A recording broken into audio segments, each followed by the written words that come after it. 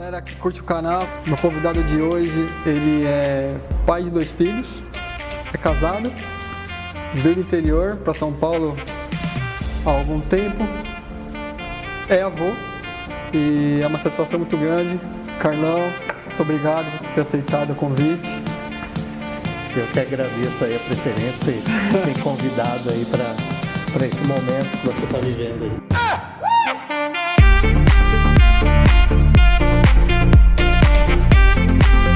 Você, eu tenho certeza, tem várias coisas, tem história aí que deve dar uma novela, um filme, um seriado. E bom, vamos começar então do começo. Carlão, seu nome completo, sua idade.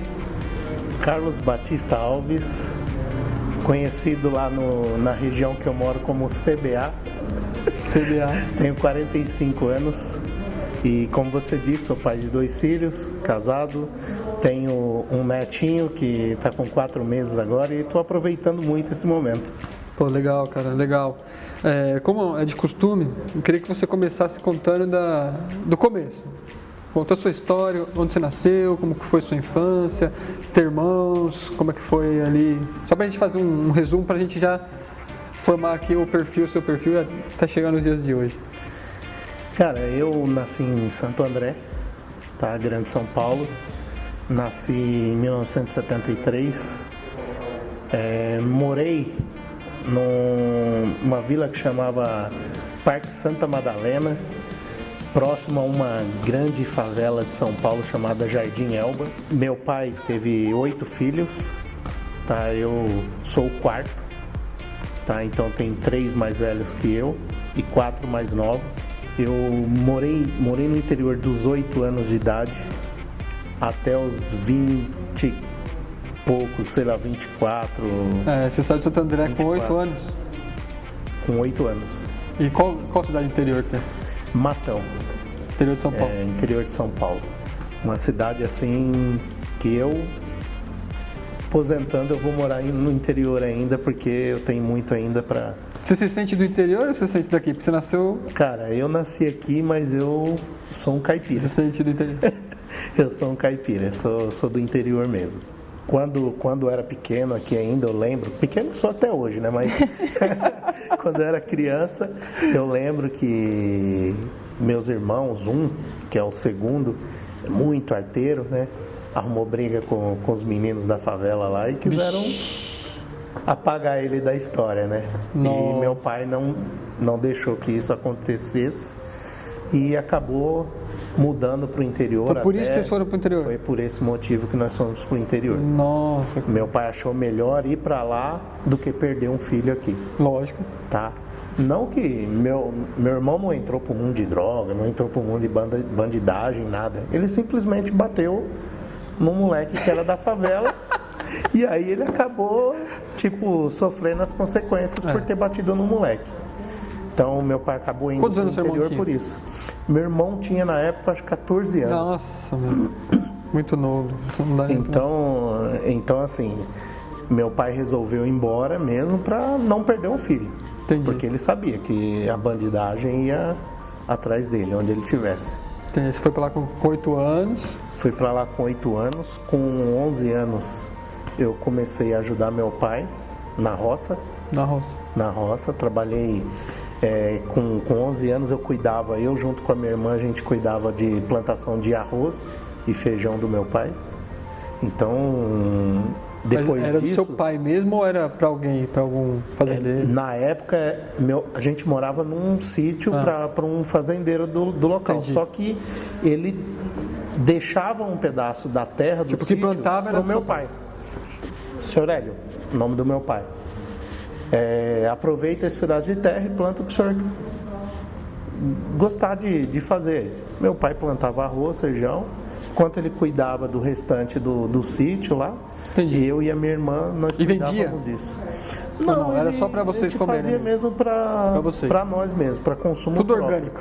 Tudo orgânico. Na época era tudo orgânico, não tinha nada de agrotóxicos. E você gostava dessa? Cara, eu adorava, cara. Sempre adorei isso. Eu fazia uma boa parte das tarefas lá do sítio durante a manhã E à tarde eu ia para a escola, da mesma forma. Entendi. Com 14 anos eu tirei minha carteira profissional, Não. que lá na época podia, né? Tirei minha carteira profissional e fui trabalhar registrado já com 14 anos de idade. Trabalhei em usinas, dentro de canaviais, cortei cana. Depois eu fui para... Registrado. Depois eu fui trabalhar numa fazenda também cuidando de café. Depois cuidei de laranja, fui para uma outra fazenda para fazer enxertos e criar muda de frutas cítricas. Então, assim, eu fiz uma porrada de coisa. Depois disso, fui para o exército com 18 anos. Como que era o exército lá? É lá mesmo? Ou você Não. é outra cidade perto? Eu fui em outra cidade. Lá não tinha nem tiro de guerra e nem exército. Então, como não tem nenhum e nem outro, você se alista e aguarda uma das cidades em volta ali da cidade de Matão, que não é tão grande, né? Hoje deve ter em torno de 90 mil habitantes. Então você se alista e fica aguardando. No meu ano, foi o primeiro ano a ser chamado a cidade e eu fui servir o exército em Pirassununga. Você queria servir ou não? Tinha aquele medo que... Não queria servir. Não queria? Não queria servir, eu queria viver minha vida fora. Lá dentro a vida é muito difícil.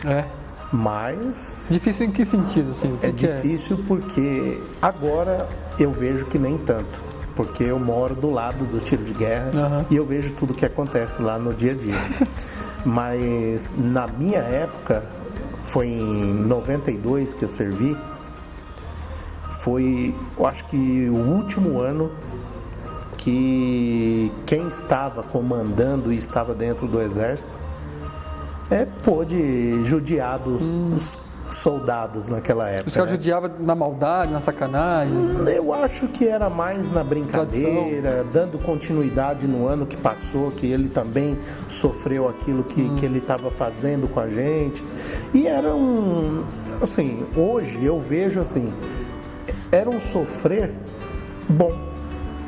Te ensinou muita coisa? Ensinou muita coisa. Eu entrei lá, era um fresco, cara, eu não comia nada.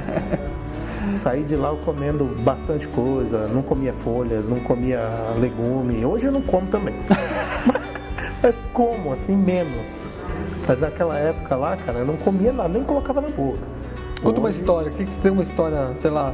Cara, histórias do exército? Tem várias, não? Cara, lá tem várias, mas uma das histórias, assim, marcantes, assim, é quando a gente vai fazer a quarentena, que fica lá dentro, e aí a gente passa uma semana dessa quarentena, a gente passa uma semana dentro do mato, que lá chama-se teste de sobrevivência. Então lá eles soltam alguns animais, né, coelho, galinha, que você pode comer, cobra, não tão agressiva, tipo jiboia, né? Então você pode comer. Então lá eu comi coelho, fígado de coelho, e normalmente não era cozido, não era frito, cru? Era cru. Conseguimos pegar uma jiboia legal e fizemos uma sopa dela.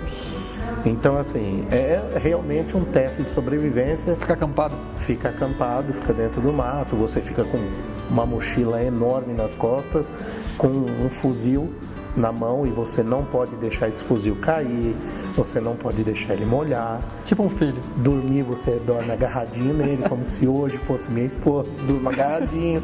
Então, assim, você não podia fazer nada. Então, realmente é um teste de sobrevivência, onde você passa uma semana ferrado, né, para ver se realmente você vai suportar aquela aventura que eles colocam na sua cabeça. Se você pudesse escolher, você iria ou não? Hoje, se eu pudesse... Se você tivesse 18 anos hoje, por exemplo. Com a cabeça que eu tenho, eu iria. Você iria? Eu iria. Você ia aproveitar mais até? Eu acho que eu iria aproveitar mais. Eu penso a mesma coisa. Hoje eu penso assim, no passado, cara, eu queria ver minha vida aqui fora, sabe, cabeça de 18 anos. Você estava trabalhando na época? Cara, eu estava trabalhando na roça. Mas registrado também? Registrado também. E aí, também. o que acontece quando você tem que... O que acontece? Você continua registrado, porém, é como se fosse uma pausa, se você fosse fazer um intercâmbio fora. Entendi. Hoje, né? Você vai, o seu contrato de trabalho está ali, só que ele fica interrompido por esse tempo que você está fora. Ele não te paga? Ele não te paga porque você também recebe do exército, do governo. Então, é um salário muito baixo. Mas você recebe. Entendi. Então, é como se você fosse um empregado do governo. E como que é no exército? Você tem que lavar, passar? O exército Fazer você lava, passa. Não, a comida troca. tem uma... Como?